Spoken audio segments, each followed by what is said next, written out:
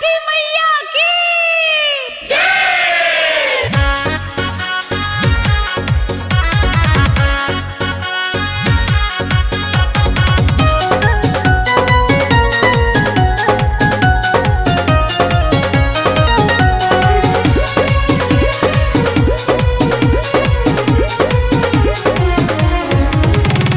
कैसे के होई छठी के परबिया तुल होई बहुते देवे में अरगिया।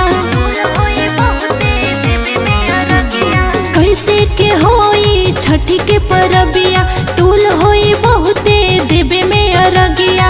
लागता के दीही झूठिया नरियारा बाजे फरे लागा बदसे ओह पर सुगा मेरा राय, ओह पर सुगा मेरा राय। Music by Abhishek Gupta.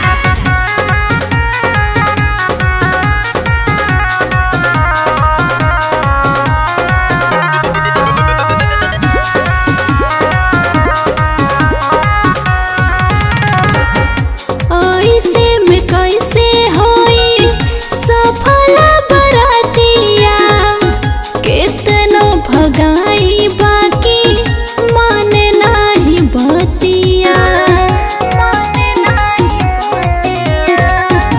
ऐसे में कैसे होई सफल बरातिया केतनो भगाई बाकी माने नाही बतिया।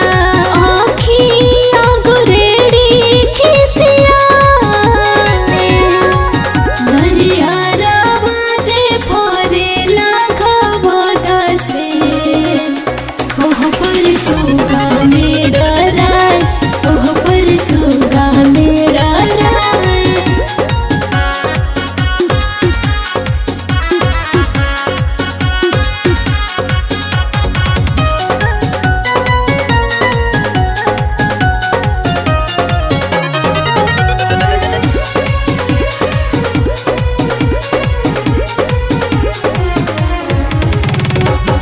एही कारण भइल बाटे हमारा फिकिरिया जाते नहीं खिलागता खइले बाटे किरिया।